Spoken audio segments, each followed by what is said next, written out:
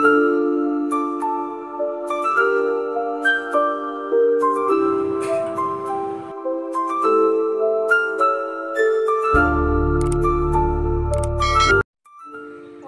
পর আজকে একটু রোদ উঠেছে। দেখুন আকাশটা প্রায় রোদ চলে টানা 3-4 দিন ধরে না খুব বৃষ্টি হচ্ছে। আজকে আকাশটা দেখে এত ভালো লাগছে। আর এই একটানা যদি বৃষ্টি হয়ে যায় তারপরে যদি একটু রোদ ওঠে খুব ভালো লাগে না? সুপ্রভাত, গুড মর্নিং, সবাইকে জানাই শুভ সকালের অনেক শুভেচ্ছা ও ভালোবাসা। ব্লগার চৈতা চ্যানেলের একটি নতুন ব্লগে স্বাগত জানাই সবাইকে। আর আজকে গাছে খুব একটা ফুল ফোটেনি, খুবই অল্প ফুল ফুটেছে। তবে যাই হোক, যা ফুল ফুটেছে তার মধ্যে দিয়ে তো কাজ চালাতে হবে, রোজ দিন তো সমান হয় না। আর এদিকে এই যে ডিমের এই ট্রেটা না নতুন কিনেছি অনলাইন থেকে, বেশ কাজের হয়েছে, কিন্তু অনেকগুলো ডিম একসাথে ধরে যায়, 24টা ডিম একসাথে ধরে যায়। তবে একটা ট্রে ডিমের যে পেটিগুলো থাকে সেখানে মানে আরও 3টে ডিম বেশি থাকে। তো যেদিনকার রাখি সেদিন তো ওই 3টে ডিম অন্য কোনো কাজে লাগিয়ে দিই, বা রেখে দিলাম, পরে লাগলো সঙ্গে সঙ্গে কাজে লেগে যায়। তো যাই হোক, তো খুবই কাজের জিনিসটা হয়েছে। আর এদিকে এই যে তারপরে রান্নায় চলে এসে আদা পেঁয়াজ রসুন সব পেস্ট করে নিচ্ছি। কেন বলুন তো? আর এইদিকে এই যে জিরের গুঁড়োও আমি পেস্ট করে নিচ্ছি, পেস্ট ঠিক না, মুড়িয়ে নিয়েছি আর কি। আমরা জিরে একটুখানি মানে শুকনো তাওয়াতে একটুখানি টেলে নিয়ে তারপরে আমরা গুঁড়ো করেই সেই জিরেটা খাই। মানে এমনি কেনা জিরের গুঁড়োটা আমরা খাই না, এইভাবেই চলে। আর এই যে মিক্সিতে সব মশলা পেস্ট করছি, তার কারণ আজকের হবে মাংস, সেই জন্য। এই প্রসঙ্গে একটা কথা বলি, যদি সংসারে না যদি কোনো হেল্পিং হ্যান্ড থাকে তাহলে দেখবেন সংসারটা কিন্তু অনেকটা স্মুথভাবে চলে।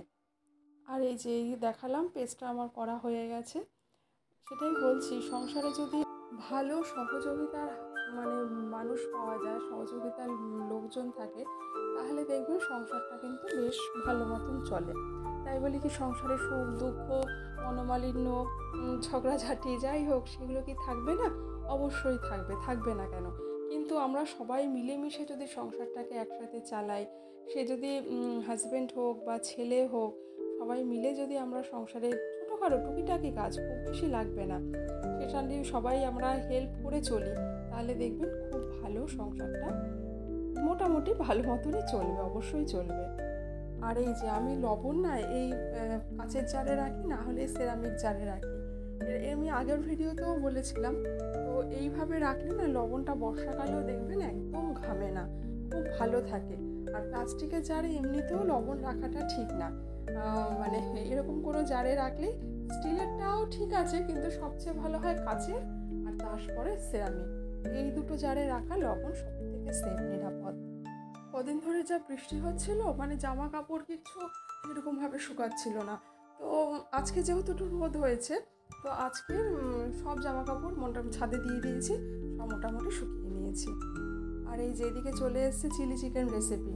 তো চিকেনটাকে ভালো করে ম্যারিনেট করে রেখেছি, এখানে রয়েছে আদা পেঁয়াজ রসুন আর একটুখানি সয়া সস, গোলমরিচ আর ভিনিগার, এগুলো দিয়ে তো ম্যারিনেট করে রেখে দিয়েছি। পেঁয়াজটা দিইনি, শুধু আদা রসুন। আর কিছুক্ষণ ম্যারিনেট করে রাখার পরে ওর মধ্যে কর্নফ্লাওয়ার দিয়ে দিলাম। আর এদিকে একটা ব্যাটার তৈরি করে নিয়েছি, এতে বিভিন্ন রকমের সস আছে, সোয়া সস, চিলি সস আর হচ্ছে টমেটো সস রয়েছে, বলে যাচ্ছি। তো যাই হোক, আর তার সাথে গোলমরিচের গুঁড়ো আর হচ্ছে ওদিকে ভিনিগার দেওয়া আছে, ভিনিগার দিয়ে তো মাংসটাকে ম্যারিনেট করে রেখেছিলাম। তো এইগুলো সবগুলো একসাথে পেস্ট করে নিয়েছি। আর এদিকে আদা রসুন কুচিও করে নিয়েছি, ক্যাপসিকাম পেঁয়াজও কুচি করে সব কেটে নিয়েছি। তারপরে এটা চিলি চিকেন হবে।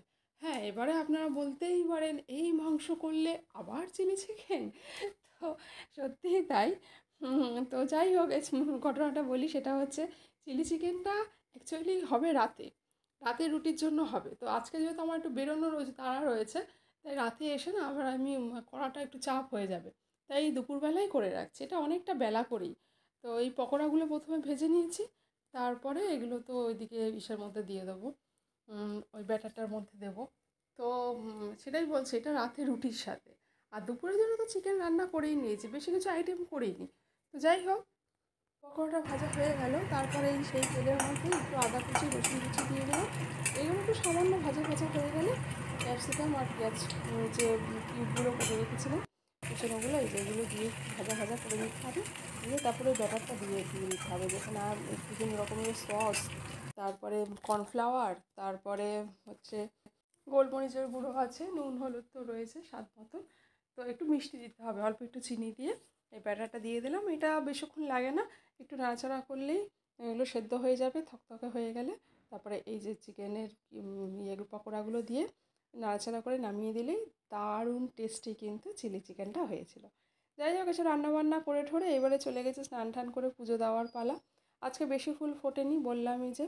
আর এই যে এই বেলপাতাটা হচ্ছে আমার গাছের বেলপাতা, জানেন তো, এত ভালো লাগছে না, যদিও গাছটা খুব বড় না, খুবই ছোট, হাঁটুর সমান একটা গাছ। হ্যাঁ, গাছটা গত বছরই লাগিয়েছি। তো এই আমার রজনীগন্ধা ফুলও, আমার এই বাগানের রজনীগন্ধা গাছ লাগিয়েছি, সেখানে কিছু ফুল ফুটেছে, এত ভালো লাগছে। মানে বাগানে যেটুখানি ফুল হয় সেটুখানি নিয়েই কিন্তু দারুণ ভালো লাগে। তো আমার এই ফুলের শখ আগাগোড়াই, আমি আগেও ভিডিওতে বহুবার বলেছি। তো এই রজনীগন্ধা ফুলগুলো নতুন হয়েছে, এত ভালো লাগছে। তো যাই হোক, পুজোটা সেরে নিই এবারে। পুজো দেওয়ার জন্য আমাকে কিন্তু খুব একটা বেশি মানে একার উপর দায়িত্ব যে চাপ তা কিন্তু নয়, সবাই আমরা মিলেমিশেই পুজোটা দিই। যেরকম আমার ছেলে তো ও সন্ধ্যাবেলা দিয়ে দেয়, আর বর থাকলে ও মাঝে মধ্যে দিয়ে দেয়। ধীরে রে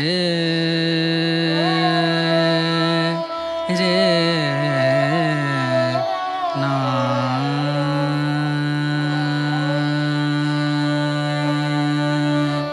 এই যে বললাম যে আজকে একদম ফুল কম হয়েছে, তো যা ফুল হয়েছে সেটা দিয়েই কিন্তু খুব সুন্দর করে সাজিয়ে পুজোটা দিয়েছি, আর দেখতেও কিন্তু খুব সুন্দর লাগছে।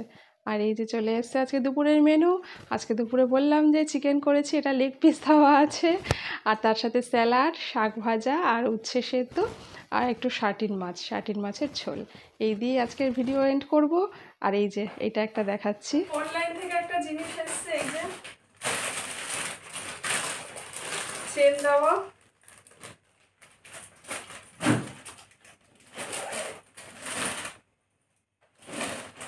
এই যে এতেও চেন দেওয়া আছে, এটা দুটোতেই চেন দেওয়া। এই যে খুব সুন্দর সুন্দর দুটো কুশন, আর দুটো বেড মানে পিলো কভার আছে, দুটো পিলো কভারগুলো তো চেন দেওয়া। এই যে, আর বেশ বড় বড় বড় বড় পিলো কভার,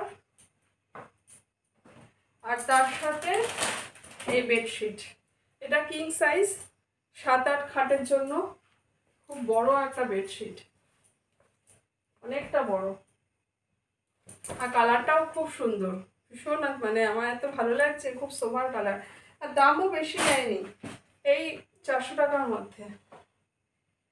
কুশনগুলো সব থেকে বেশি ভালো লাগছে, দারুণ হয়েছে।